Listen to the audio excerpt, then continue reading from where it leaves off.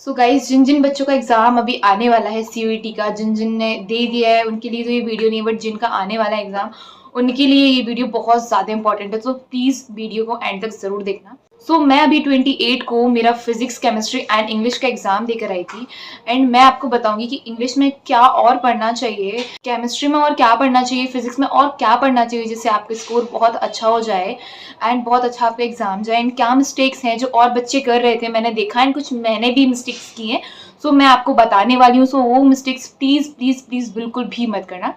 Okay, so let get started. Okay, so guys, सबसे पहली mistake तो ये कि जैसे कुछ बच्चे 5 एग्जाम देते हैं, मतलब 5 सब्जेक्ट पढ़ते हैं, कोई 3 कोई 4, तो किसी का एग्जाम 2 दिन में होता है, किसी का 3 दिन में होता है। तो ऐसा होता है कि जो एडमिट कार्ड होता है उसमें ना हमारा जो सेंटर है उसका, मेरा ऐसा था, उसमें लिखा था पहले वाले सेंटर का, जो मेरा 22 को एग्जाम था उसमें लिखा था डिजिटल जोन। तो उसके बाद मेरा प्रेस्टीज कॉलेज लिखा था, बट जो मेरा सेकेंड एग्जाम था 28 को, उसमें भी स्टार्टिंग में डिजिटल जोन ही लिखा था। तो मैंने सोचा सेम सेंटर है, बट मेरी रूममेट ने उसे देखा कि ये सेम सेंटर नहीं है, ये दूसरा सेंटर है। तो सबसे बड़ी मिस्टेक मेरी ये होने वाली थी कि मैं गलत सेंटर में पहुंच जाती एंड मैं बहुत लेट हो जाती। एंड ये चीज़ बहुत सारे बच्चों के साथ हुई है। जब मैं एग्जाम सेंटर में गई तो मैं निकली, जब एग्जाम सेंटर के लिए, तो मैं थोड़ा सा लेट निकली थी। एक्चुअली मुझे 7:30 बजे निकल जाना चाहिए था, क्योंकि 8:30 बजे एंट्री क्लोज हो जाती है। बट मैं 8 बजे निकली एंड रैपिडो किया, तो रैपिडो आया 10 मिनट में। 8:10 पे मैं निकली एंड जल्दी से बाइक को भगा कर 8:30 से पहले मैं पहुंच ही गई थी एंड सेम सेंटर में पहुंची थी। मतलब जो सेंटर मेरे एडमिट कार्ड में मैंने अच्छे से देख लिया था। अगर मैं एडमिट कार्ड में वो सेंटर नहीं देखती, मतलब मेरी रूममेट नहीं देखती वो, तो मेरे साथ बहुत बड़ी प्रॉब्लम हो सकती थी। एंड यही प्रॉब्लम वहाँ पर बहुत सारे 4-5 बच्चों के साथ हुई। वो अंकल जो हैं, गार्ड अंकल, वो एडमिट कार्ड आपका चेक कर रहे हैं। उन्होंने बताया कि भाई 8:30 हो गए, आपको एंट्री तो मिलेगी नहीं। जो बच्चे एंटर हो गए उनसे बोल रहे हैं, मैडम ये आपका कॉलेज नहीं है, आपका कॉलेज तो दूसरा है। भाई वो बच्चे बोलते हैं शिट। अब अब वो किसको ब्लेम करें, खुद को या मम्मी को, पापा को, या किसको? भाई तुम लेट तो हो गए, गलत कॉलेज में तो तुम चले गए, तुम्हें एंट्री नहीं मिलेगी और तुम्हारा एग्जाम भी नहीं दे पाओगे। तुमने इतनी मेहनत की, जो भी किया, हर चीज़ बर्बाद हो जाएगी। तो ये मिस्टेक प्लीज़ प्लीज़ प्लीज़ बिल्कुल भी मत करना। एंड टाइम से अपने सेंटर पहुंच जाना एंड अच्छे से 1-2 बार चेक कर लेना कि सेंटर सेम है कि नहीं है एंड कितने दूर है, कब निकलना चाहिए, हर एक चीज़ अच्छे से देख लेना। ओके, चलो अब हम बात करते हैं हमारे सब्जेक्ट्स के बारे में। तो सबसे पहले हम बात करें अगर फिजिक्स की, तो फिजिक्स में भाई न्यूमेरिकल्स आए थे। अगर आप ने नीट के, जेई के न्यूमेरिकल्स सॉल्व किए हैं ना, अगर आपसे एकदम अच्छे से आते हैं तो आपसे न्यूमेरिकल्स बन जाएंगे।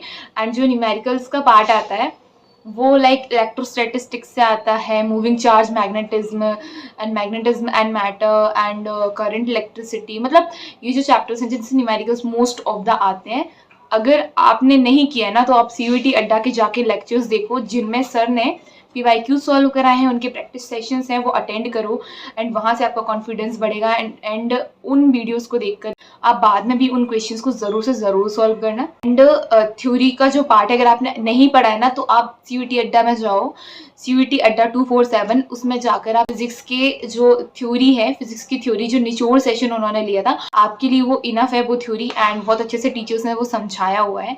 एंड देन जो एग्ज़ाम था, मतलब 1 घंटे में आपका तभी होगा जब आपने अच्छे से प्रैक्टिस की है। बट अच्छे से आप प्रैक्टिस कर लो, 1-2 दिन भी हैं, अगर आपके पास 1 दिन भी है तो आपका आराम से हो जाएगा, प्लीज़। ओके, सो अब केमिस्ट्री की बात करते हैं। तो केमिस्ट्री में भाई अगर जैसे न्यूमेरिकल्स की बात करें, फिजिकल केमिस्ट्री का पार्ट, तो वो भी आपका लाइक ऐसा था। फिजिकल केमिस्ट्री के जो चैप्टर्स में से न्यूमेरिकल्स आते हैं, मेरे को केमिस्ट्री में ज़्यादा न्यूमेरिकल्स देखने को ही नहीं मिले, एक भी नहीं मिला मेरे को तो। लेकिन आ सकता है, हो सकता है आज की शिफ्ट में आ जाए। Sorry for the background noise. Okay, let it be. हो सकता है आपकी शिफ्ट में आ जाए, तो वो भी आपको सीयूईटी अड्डा से करना है, जहाँ पर सीयूईटी अड्डा में जो मैम है वो करवाती हैं। जो निचोड़ सेशन है वो आपको देख लेना है सीयूईटी अड्डा से। एंड केमिस्ट्री में भी ना मैंने देखा, फिजिकल केमिस्ट्री में भी वैसे तो ज़्यादातर एनसीईआरटी का पार्ट ही आया था, लाइक एनसीईआरटी की बीच से लाइंस उठकर आई थी एकदम। तो आपने अगर एनसीईआरटी पढ़ी तो आपका एग्जाम बहुत अच्छा जाने वाला है, और नहीं पढ़ी है तो प्लीज़ पढ़ लो, क्योंकि बहुत कम चैप्टर्स हैं। 12th क्लास का ही सिलेबस आता है, उसमें 11th क्लास का कुछ आता जाता नहीं है ज़्यादा, तो 12th क्लास का ही आता है। तो प्लीज़ अगर आपने नहीं पढ़ी है केमिस्ट्री में एनसीईआरटी तो प्लीज़ पढ़ लो। इवन केमिस्ट्री नहीं, जो भी आपका डोमेन सब्जेक्ट है उसमें एनसीईआरटी आपको पढ़ना बहुत ज़्यादा इंपॉर्टेंट है, क्योंकि एनसीईआरटी से बहुत सारी चीज़ें आती है। एंड अगर आपको टाइम नहीं है तो सीयूईटी अड्डा का वो निचोड़ सेशन देख लो भाई, 4-5 घंटे का है, निपटा दो एकदम अच्छे से, उसे कर लो। उसे करने के बाद एक बार और उसे रीड कर लेना, पढ़ लेना, रिवीजन कर लेना, ताकि आपका एग्जाम बहुत अच्छा जाए। एंड रही बात इंग्लिश की, तो इंग्लिश में तो मेरी ज़्यादा कुछ तैयारी थी नहीं, मैंने टॉपिक्स पढ़ रखे थे, 1 महीने से मैं पढ़ रही थी, बट उनका मैंने रिवीजन नहीं किया था। तो रिवीजन करना बहुत ज़्यादा ज़रूरी है। And you know what, antonyms and synonyms बहुत ज़्यादा आए थे, लाइक 10 से 12 क्वेश्चंस हो गए एंटोनिम्स एंड सिनोनिम्स के, जो कि मैंने नहीं किया था, बट मेरे को ईजी लगे तो वो मुझसे बन गए। अब पता नहीं सही है या नहीं। और रीअरेंजमेंट की बात करें, सेंटेंस रीअरेंजमेंट, तो वो भी बहुत ज़्यादा इंपॉर्टेंट है, क्योंकि उससे भी क्वेश्चंस बहुत ज़्यादा आए थे, कि उससे भी बहुत ज़्यादा क्वेश्चंस आए थे। एंड पैसेज का देखा जाए तो पैसेज का आपको प्रैक्टिस करनी पड़ेगी। पैसेज मेरे पास 2 आए थे, बट वो भी अजीब से थे, बट बन गए थे मुझसे। ये सब पॉसिबल हो पाया है CUET अड्डा 247 के लेक्चर्स की वजह से। मैंने निचोड़ सेक्शन देखा था, निचोड़ सेशन इंग्लिश का देखा था, जिसमें मैम ने सारी प्रैक्टिस करवाई थी, सारी क्वेश्चंस करवाए थे। ग्रामर तो ज़्यादा आई नहीं, बट हो सकता है कि ग्रामर आ सकती है आपके एग्जाम में भी।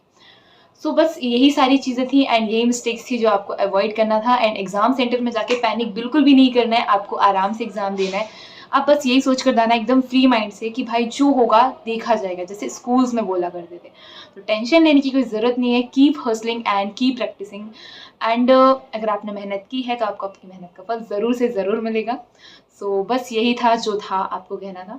तो thank you so much for watching guys. अगर वीडियो पसंद आया हो तो लाइक ज़रूर करना, और नहीं आया हो तो कमेंट करके बताना कि वीडियो पसंद नहीं आया है, या जो मिस्टेक मैंने की वीडियो में। So thank you so much for watching guys, and please support me. Okay, so thank you so much for watching, and keep hustling, keep shining. Bye bye.